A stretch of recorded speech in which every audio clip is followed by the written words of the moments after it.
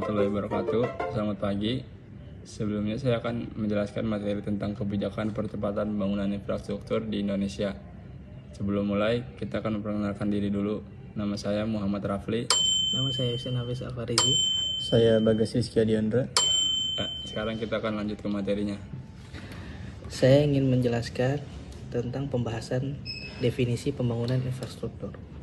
Pengertian infrastruktur menurut American Public Works Association tahun 1974 dalam kode ATI R.C.2005, infrastruktur adalah fasilitas-fasilitas fisik yang dikembangkan atau dibutuhkan oleh agen-agen publik untuk fungsi-fungsi pemerintah dalam penyediaan air, tenaga listrik, pembangunan limbah, transportasi, dan pelayanan-pelayanan similar untuk memfasilitasi tujuan-tujuan sosial dan ekonomi.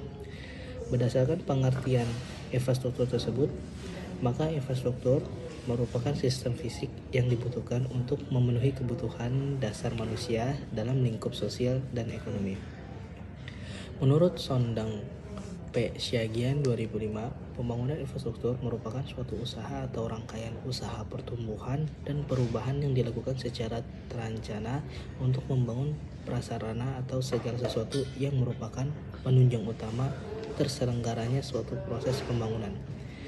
Secara teknik, pengertian infrastruktur dijelaskan sebagai aset fisik yang dirancang dalam sistem sehingga memberikan pelayanan publik yang penting.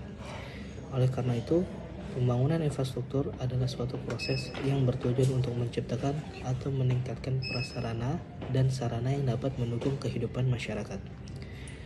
Prasarana dan sarana ini dapat berupa jalan, jembatan, pelabuhan, bandara, sistem irigasi, bendungan, pembangkit listrik, atau jaringan telekomunikasi, dan lain sebagainya. Pembangunan infrastruktur memiliki peran penting dalam mendorong pertumbuhan ekonomi dan meningkatkan kesejahteraan masyarakat. Adapun kebijakan percepatan pembangunan infrastruktur atau KPPI adalah inisiatif pemerintah yang bertujuan untuk meningkatkan pembangunan infrastruktur secara cepat dan efisiensi guna mendukung pertumbuhan ekonomi dan kesejahteraan masyarakat. Melalui KPPI, pemerintah fokus pada peningkatan kualitas serta pemerataan infrastruktur di seluruh wilayah Indonesia. Program ini mencakup berbagai sektor seperti transportasi, energi, telekomunikasi, dan lainnya untuk memperkuat konektivitas dan meningkatkan produktivitas nasional. Dengan mengimplementasikan KPPI, diharapkan Indonesia dapat mencapai tingkat pembangunan infrastruktur yang lebih baik dalam waktu yang lebih singkat, serta memberikan dampak positif yang signifikan terhadap pertumbuhan ekonomi dan kesejahteraan sosial. Beberapa kebijakan percepatan pembangunan infrastruktur. Terima kasih. Selanjutnya ada beberapa kebijakan percepatan pembangunan infrastruktur yang telah diimplementasikan di Indonesia, antara lain: 1. Program Pembangunan Infrastruktur Prioritas Nasional atau PPTP. Yang kedua ada Program Strategis Nasional atau PSN. Yang ketiga ada Program Strategis Nasional atau PSN. Yang keempat reformasi struktural dan paket kebijakan ekonomi. Yang keempat ada kebijakan investasi. Lalu dampak kebijakan terhadap pertumbuhan ekonomi dan kesejahteraan masyarakat ada 6, yaitu 1. Pertumbuhan ekonomi yang berkelanjutan. Yang kedua, peningkatan daya saing. Yang ketiga, peningkatan aksesibilitas dan layanan publik. Yang keempat, pengentasan kemiskinan. Yang kelima, peningkatan investasi swasta. Yang keenam, peningkatan mobilitas sosial. Lalu selanjutnya ada hambatan dalam pelaksanaan kebijakan. Hambatan dalam pelaksanaan kebijakan merujuk pada berbagai kendala atau tantangan yang dapat menghambat atau memperlambat implementasi kebijakan tertentu dalam konteks kebijakan investasi, termasuk kebijakan investasi dalam infrastruktur.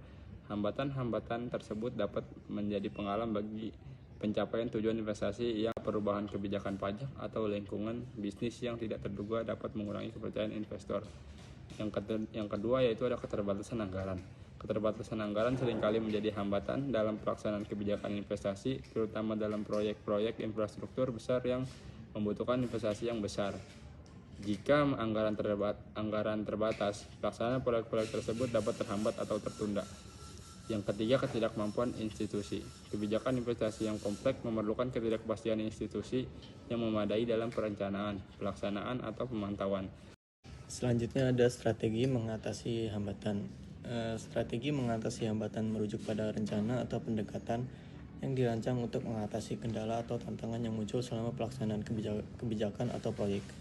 Dalam konteks kebijakan investasi, strategi ini bertujuan untuk mengidentifikasi hambatan-hambatan yang mungkin menghalangi pencapaian tujuan investasi, serta merumuskan langkah-langkah konkret untuk mengatasinya.